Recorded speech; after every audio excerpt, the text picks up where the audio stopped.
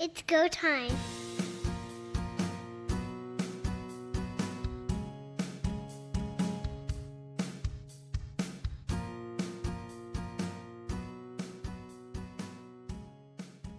Welcome everyone to Quick Kicks here on Third Down Gamble. I'm Don Charbon along with Heath Graham, and it's been a rough, sad week, not only for those who cherish our heroes in the Canadian Football League, but also tragic events in the city of Kansas City, where a shooting took place at the end of the celebration there and has left at least one dead and dozens wounded. And it's a sad thing. We don't know much about the rest of the story about that. It's not our place to comment on that until more police investigation happens. But our hearts and prayers go out to everyone where a celebration turns so tragic. It's a very sad situation. Unfortunately, a Super Bowl parade or any championship parade is a celebration that should be unifying the city and allowing people to rally around the team and feel good about themselves. And a situation like this, unfortunately, occurred today. And it's a tough one to swallow and really takes away from what should have been a very celebratory event.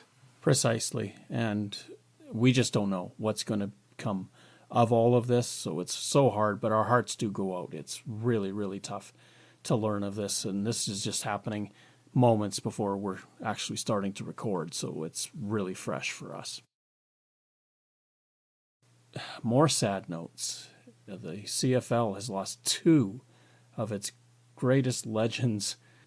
First off, probably one of the most famous quarterbacks in CFL history, a man that led the Blue Bombers to 4 Grey Cup championships. Kenny Ploen passed away on February 13th. Soon after, his running back, guy that was second all-time in Canadian statistics in terms of total yards rushing, Gerry James from Regina, Saskatchewan, also died. The men were both in their 80s. Whenever they go, as with George Reed last fall, it really sends us into a tough moment of sad but yet fond reflection. It does. Our hearts go out to the families of both of these gentlemen as well. And as much as George Reed was a legend in Saskatchewan, Gerry James and Kenny Ploen were synonymous with the Blue Bombers of those late 50s, early 60s. As you mentioned, Gerry James was a Canadian-born player from Saskatchewan. Also had a little stint in the NHL, so interesting side note there. He played over 100 games in the NHL, as well as a phenomenal CFL career. And Ken Ploen was one of those early adapters of an American-born CFL player who made Canada their home after they retired as well. He stayed in Winnipeg, developed a lot of personal and professional relationships in the city of Winnipeg as well. So a real tough loss for the CFL, and the fact that they are both Bomber legends, it's a really, really sad day for Winnipeg Blue Bomber fans. The James and Ploen era that you refer to was, I would say, the first amazing run that the Blue Bombers had. This is when the CFL was actually in its infancy, and here are the Bombers from the West going out. They lose in 57, they win in 58, 59, 61, and 62. Yeah, certainly one of the most celebrated eras in Blue Bomber history. And as far as the modern era, the post-World War II era of Canadian football, it was the first real sustained championship run in Winnipeg. Very fortunate for me, although it was way too brief. I happened to attend a Blue Bombers game. This was maybe a decade ago, where Kenny Ploen was actually signing autographs at the time. That, to me, was special. You don't get much of a chance to communicate in those moments. From everything I ever knew, and talking to Bob Irving, who knew him quite well, Kenny Ploen was class consummate. He was just a genuine human being. CFL free agency is in full swing. In the last 24 hours, that would be February 13th, February 14th, running backs seem to be finding a home. Your thoughts? prior to the free agency window and when the 2023 season wrapped up, we had talked a lot about quarterbacks and possible moves and shuffling the deck, but a lot of quarterbacks have stayed put. It's the running backs that are on the move. We now have the official signings of AJ Ouellette joining the Saskatchewan Roughriders. Kadeem Carey announced today is going to Toronto as his replacement. Jamal Morrow has gone to the Calgary Stampeders, and formerly of the Montreal Alouettes, William Stanback has gone to the BC Lions. So a lot of new running backs coming in. Of course, the news out of Winnipeg last week was the re-signing of Brady Oliveira. He stays put there. But what are your thoughts on the running back situation and whose running game has improved with these signings? It's hard to gauge. And one of the comments that I read from the Saskatchewan Roughriders was that Grey Cups aren't won in February. For the most part, these were sort of even acrosses in terms of talent, experience. Kadeem Carey in Toronto is a huge get for the Argonauts because they were in trouble. They were going to be without Andrew Harris because he was retiring. So they had to have somebody to replace Ouellette. They've finally settled on Kadeem Carey. If he can stay healthy, he will be vital to that team.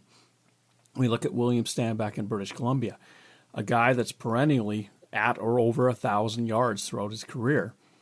The Alouettes and him could not come to a number that they could settle on. They cut him as per his request to get out of there so that he could be an FA, and as a free agent, he signs with the Lions. Now that puts some pressure in that room because there is an incumbent there.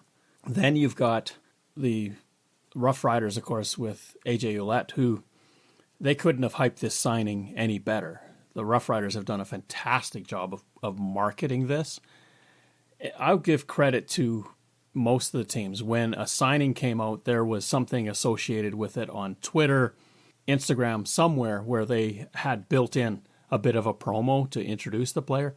Fantastic. This is what the CFL needs to do, is celebrate these movements.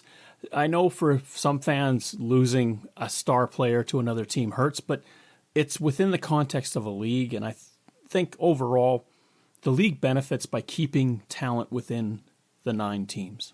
It does. AJ Ouellette is probably the most marketable of the running backs that are on the move to new teams this year. I agree. I think the Rough Riders were smart to really promote that. Now, you mentioned the incumbent in BC. Taekwon Mizell was the running back of note in 2023. If healthy, I would say that William Stanback is an improvement at that position. He's a bit bigger than Mizell, a lot more CFL experience as well. And BC is a team that, because they were so potent in the receiving core, sometimes had the running game as very much an afterthought. And I think bringing somebody of Stanback's caliber, again, if healthy, so Kadeem Carey, William Stanback, both coming off serious injuries last season, he's looking for a fresh start and can really be a stabilizing factor, I think, on that BC Lions offense.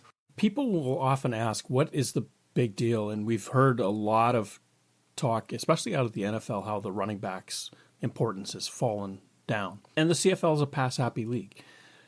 The reason why you need a good running game is that you need to keep the defense honest. And what does that mean? Well, that means that they don't necessarily know what you're going to do on any given play. Therefore, they have to assess and maybe use probability to say you're going to do this. And if they guess wrong and you run, let's say they chose pass and you run, you get the first down, then they're going to reassess all the time. And that's what you want to do, is have the defense guessing. If you don't have a running game, then you're really depending on that offensive line to hold everybody at bay. That includes blitzes. You just don't give your offense a chance if your quarterback is on the run. Another contributing factor for running backs is how well they block.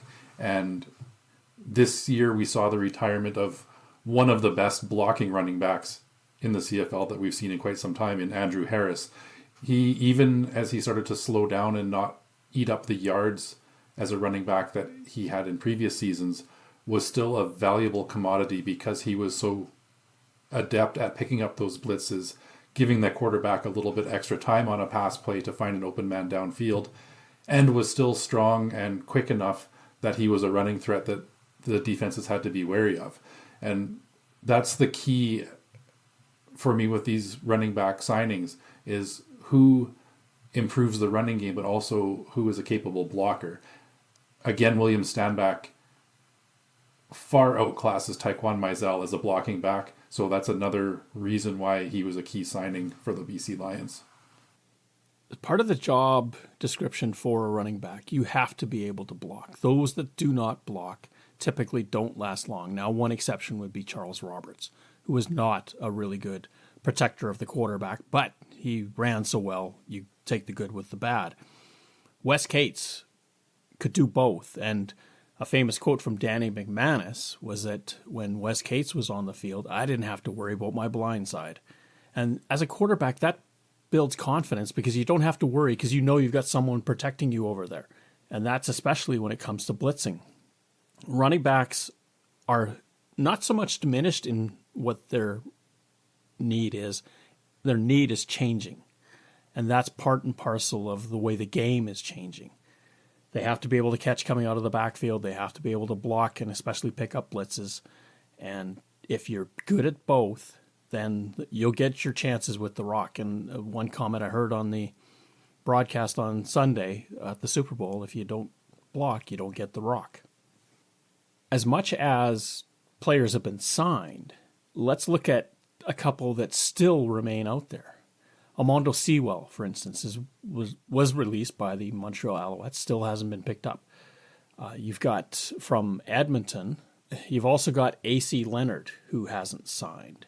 Probably the biggest gem out there is Tim White. And this could be, and if you remember back, if you've been with our podcast for the last 5 seasons, and that is 5 years, you remember at the very beginning we were talking about who was going to sign DeVere Posey, and it never came to pass. DeVere Posey never played another game.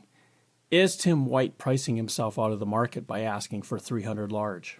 He very well could be. You have 2 current receivers that are in that range for salary, and that is Eugene Lewis with Edmonton and Kenny Lawler of the Winnipeg Blue Bombers. Tim White is very close to the skill of those two, I would say, in the ability to break a game open. But there's not a lot of other contracts being thrown around with that kind of money for receivers. Dalton Schoen is about $70,000 less than that. He was rumored to sign around $215,000, $230,000. He's been one of the top receivers over the last 2 seasons. I would anticipate Tim White probably settling for somewhere around $250,000, $260,000. I just don't know at this point how many teams can commit that kind of money for another receiver. There are a couple other receiver names out there as well. Rasheed Bailey, certainly not of the same caliber as Tim White by any means, but a valuable possession receiver, a good blocker. He hasn't signed yet. Cam Phillips, also most recently with the Toronto Argonauts, 28 years old. He's another receiver. And then, of course, you have Lucky Whitehead, formerly of the BC Lions, looking for a contract as well. So there are some other receivers in play, and I don't know if White is going to be able to hold out for the money that he's hoping for.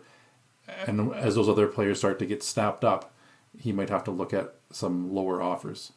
It's a bit of a dangerous game to play by not signing. You think that there's going to be need, and need is going to trump, and you're going to get what you can get for your request, i.e. as close to 300 as possible.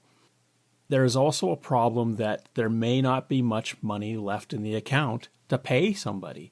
And this is the trade-off of signing early where, okay, I may have taken a bit less than at least I've got a contract, versus signing late. Well, I'm holding out, and until I get my money, I'm going to sit and wait. He's been, we use the player name, but quite often the agent has a lot to do with what happens. Cam Phillips is a bit of a surprise to me. Rasheed Bailey kind of took a hometown discount last year to stay with the Blue Bombers. I'm guessing he wants to get paid this year. The other one is Janarian Grant, who has been dynamite and electric in kick returning, and he still isn't signed. Is it money? Is it something else? What's not happening here? If I remember correctly, Janarian Grant was a bit of a later signing in the previous year as well, so he might be sitting on a number that he's hoping to get as well. The risk of waiting it out is very valid. There are only 9 teams in the CFL, and you look at receiving cores across the league, a lot of teams already have a marquee receiver. Again, now you're looking at trying to fit a large salary within your cap. It's got to be tough to do. Patty Neufeld, the offensive lineman for the Bombers, actually talked about free agency and how he likes to be one of the first guys in. He likes to sign those contracts early because he doesn't want to wait and see. He finds a number that he's comfortable with, whether it's exactly what he was asking or something that he seems as fair, and jumps at the opportunity. And there is something to be said for that philosophy. Last year, we saw Montreal sign a couple of veterans late. Did they get the money that they wanted? Maybe, but they also lost a half a season to get it. If you're Sean Lemon, did it work out well for you? Well, you've got a contract again this year with the Alouettes. You want to go that route? More power to you. Nobody's saying you can't. If you're taking that chance, you know what the risk is. Linebacker Larry Dean is another name out there, and you talk about a veteran presence and playing the waiting game. That is a prime example of it. He put up big numbers and had a lot of success previously in Edmonton and Saskatchewan, and now is waiting to find that next opportunity. It looks like there's a domino effect, and once key players in certain positions start to go, the other ones seem to get snapped up, and Larry Dean right now is probably the best linebacker still on the market. Jake Dolegala winds up in British Columbia. Are the Riders content now that they've got their quarterback room the way they want it? They seem to be happy with retaining Mason Fine, and Jake Dolegala was the one in the mix that was expendable. The BC Lions, with the retirement of Dane Evans, left a hole to fill, and they've got a couple of pieces in there now that are somewhat experienced backups for Vernon Adams Jr. Jake Dolegala and Dakota Prukop have both signed with BC at this point, so they have a quarterback room, I believe, that they are happy with. It remains to be seen with Saskatchewan. We know Trevor Harris is coming off injury and should be the starter at the commencement of the 2024 season. Mason Fine is in that backup role. I think the Riders are ready to go. They've signed Antonio Pipkin. Shea Patterson is still out there.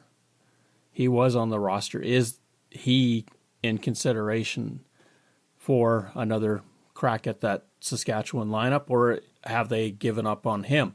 Antonio Pipkin, not since the days that he was replaced by Vernon Adams Jr. in Montreal, was he playing meaningful minutes as a starter. So that's been a while. The Riders, I don't think, have him penciled in as their number 3 in terms of being a starting quarterback. So then who do you go to? It's going to be tough for Shea Patterson to crack that roster, is what it says. I think, again, you've got Pipkin likely as your short yardage specialist. You've got Mason Fine as your number 2, and you've got Trevor Harris as your number 1. If Patterson does re-sign, he's going to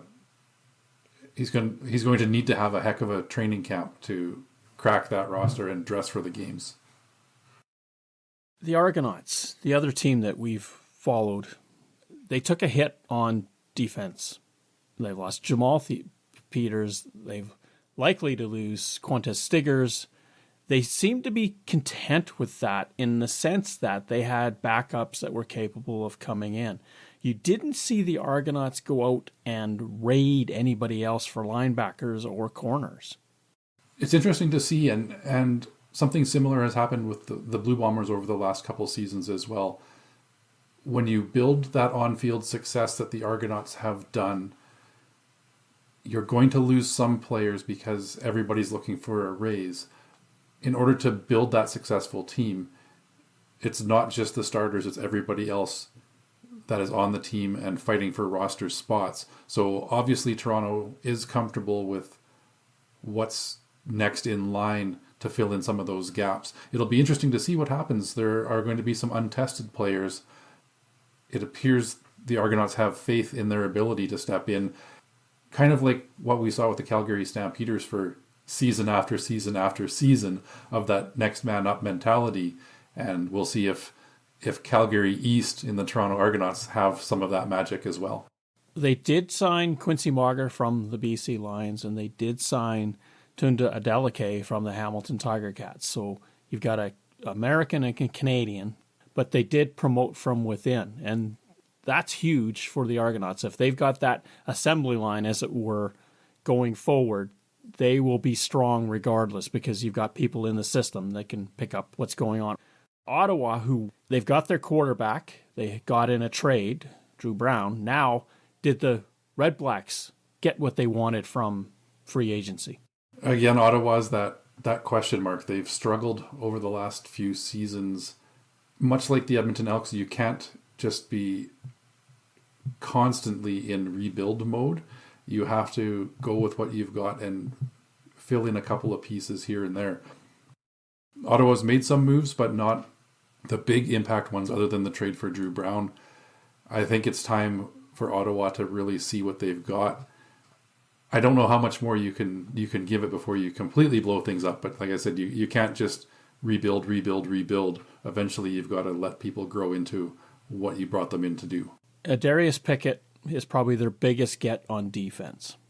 They re-signed Mondrashik Hunter. They've got some experience back there. They've got some youth back there. Their D-line is set. There's a lot of push by Sean Burke to make sure the defense is good. If that works well, then it'll keep them in games and give Drew Brown and that offense time to figure out what they need to do to win.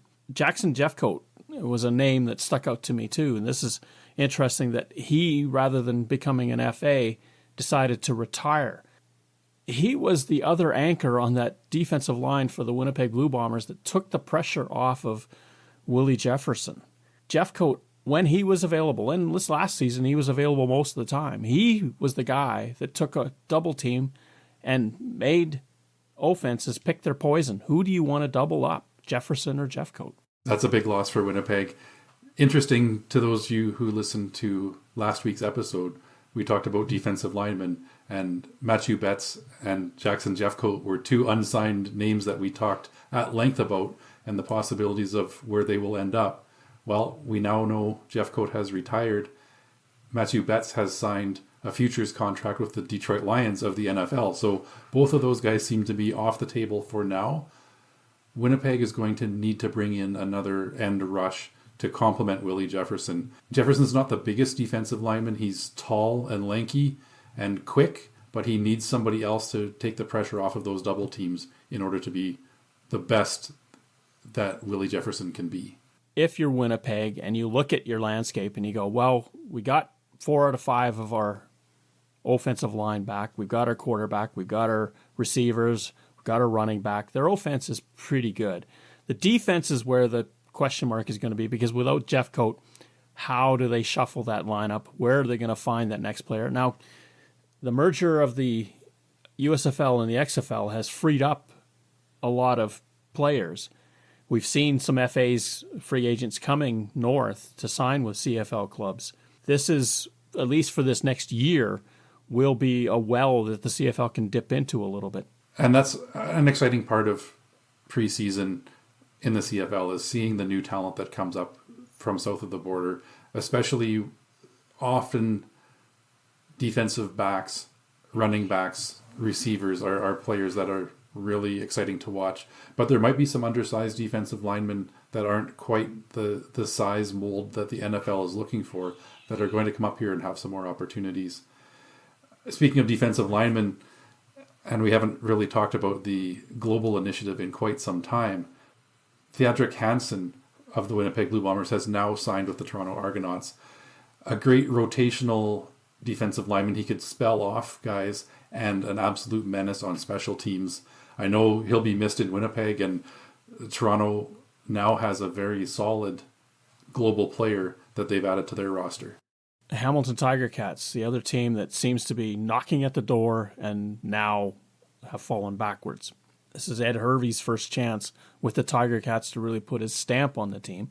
They went out hard. They signed a couple of Argonauts to their roster, hoping that that will improve their defense. Dwayne Hendricks being probably the biggest name on the defensive line. They had to give up Dylan Wynn, though, to get him. They did, and it's so hard to predict season standings at this point as they're still trying to fill out rosters. But from what we've seen over the last couple of years, Hamilton does seem to be trending downward as opposed to upward. Similar things could be said about the Calgary Stampeders last year. It might not take much to get those guys back up into contention.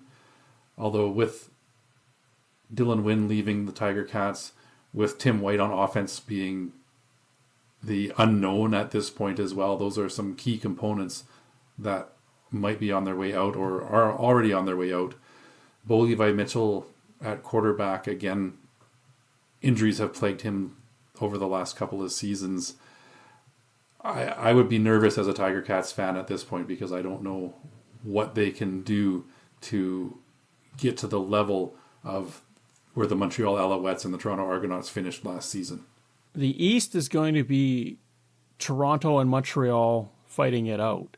Hamilton has to determine if they've got enough talent, enough chemistry to invade that party and muck it up a little bit so that they're considered. Ottawa, boy, they could be feast or famine. With Drew Brown, if he is the real deal, then Ottawa, look out. They are a team that will be challenging. If he isn't, and they've taken a chance and it's a miss, then it's Jeremiah Mazzoli, and can he stay healthy long enough to do something for that red-black franchise? That's another big question mark. You're right. I strongly believe that the Alouettes and Argonauts are going to be in that 1-2 position come playoff time, and it's going to be up to the Tiger Cats and the Red Blacks to decide who is strong enough to contend and get into that third playoff spot. I often predict that the East is going to be within a game or two of each other. Last year was an anomaly with Toronto running away with the regular season, Ottawa sliding the wrong way. But a couple of wins early on could build some confidence for those Red Blacks, and they can be right in the mix till the end of the year. It's a new schedule this year. They're going back to the old format of minimally you play every team twice. The remainder of your schedule is made up within your own division, which means that the East plays within the East fewer times than the West plays within the West. And that's always tough because that means the East has to do more against the West to get their numbers up. And I've railed against that forever, and I hope when we get a 10th team, that ends once and for all. That the NFL, you could say, well, okay, 11 of the 17 games are played outside your division, but you don't play any other division as many times as you play your own division. Well, the one piece of good news for the East is that they had the better record against the West last year, so if that continues, it won't be nearly as relevant as in previous years where the East has struggled against the West. You're right, they are playing 10 games against the West and only 8 within their division. It's not ideal math. We've had pen to paper and come up with a perfect schedule when we get to that 10th team. Years ago, I was probably in favor of this balanced play everybody twice type schedule, but as you dig deeper into fan interest, into importance of playoff position with games within your division, you start to see the importance of those division rivalries, and we're losing a little bit of that. I wasn't a huge fan of seeing the Argonauts and Tiger Cats play 4 times in a season. I think 3 is a nice number to play a rival. 4 seemed to be getting a little bit much, especially if the schedule was condensed and you end up playing 3 of those games in 4 or 5 weeks. It seems like you're always facing the same opponent. The advantage to the balance is you're going to see everybody come into your home stadium.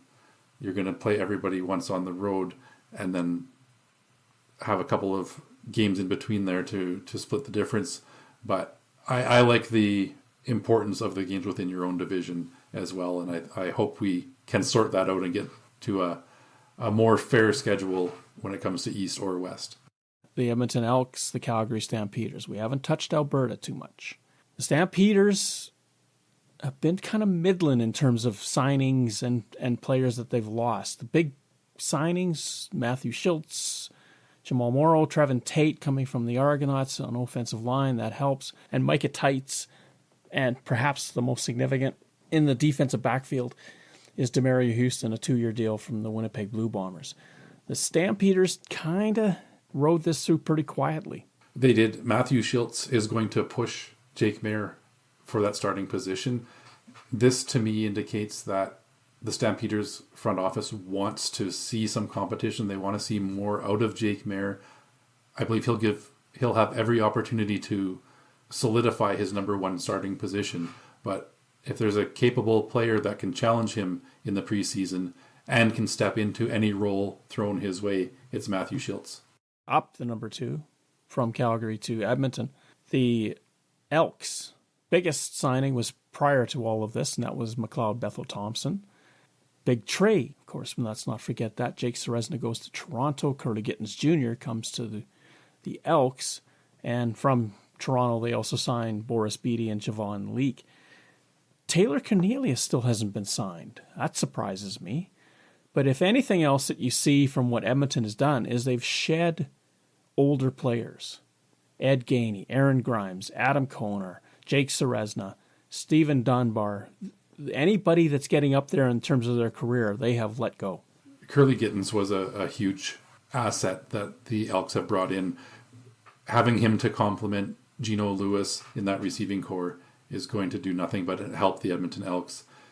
Taylor Cornelius being unsigned isn't overly surprising, especially now that BC has made a couple of quarterback moves and signed some guys. I think that was the last spot that was a really good fit for Cornelius, was probably that number 2 role in BC. But now we see Dakota Prukop and Jake Dolagala move into the BC Lions quarterback room. I don't know where the next opportunity is going to be for Taylor Cornelius. The one landing spot that's left is Saskatchewan. And remember earlier in the podcast, we talked about there was an opportunity that somebody had to be that 3rd string quarterback that in Saskatchewan to come in and help out. The other thing that's stunning about this whole free agent process, and we thought that the good ship Argonaut was going to land in Regina. Well, of the one player that they signed, H.A. Ouellette, he was on offense. Not one defender came from Toronto to the Rough Riders. And then the expectation was that the coach was going to bring them all. You're right, and that was not only us, but many CFL pundits had thought the same thing, that we were going to see an influx of defensive players come over from the Argonauts and follow the new head coach to Saskatchewan. A bit surprising we haven't seen it. Cap management is one of the toughest things in sports. We've seen now some defensive players from Toronto kind of spread around the league, but surprisingly, none have landed with the Rough Riders. Well, in the next couple of weeks, we're going to have Derek Taylor back on, and he's going to break this all down for us, and that should be a fascinating show. Before we get away, and this is something that I saw on Twitter, and I thought it was fascinating and funny. Right after the Super Bowl, the Montreal Alouettes tweeted out to the Kansas City Chiefs, when are we going to have the World Championship? We're ready. Somebody put out right after that, final score 76-3. The Alouettes then responded, 76, that's a lot. I don't think we can hang that much on them. I read that as well and absolutely loved it. This is the kind of publicity that can only help the CFL. Having that content, throwing it out there for the world to see is a great way to bring eyes towards the Canadian Football League. It was sheer genius, and I wish more teams would have that sort of tongue-in-cheek approach. Brilliant by the Montreal Alouettes.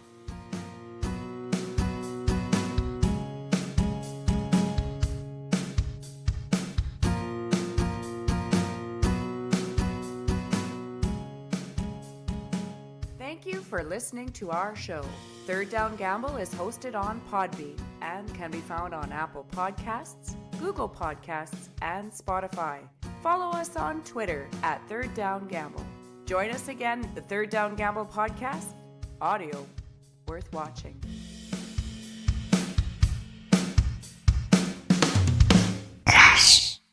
Third Down Gamble uses the expert resources provided by Canadian Football League player and game statistics for analytics, game notes, and statistics, and 3downnation.com for news, insight, and in-depth analysis. Please visit cfl.ca and 3downnation.com for the most up-to-date information on the Canadian Football League.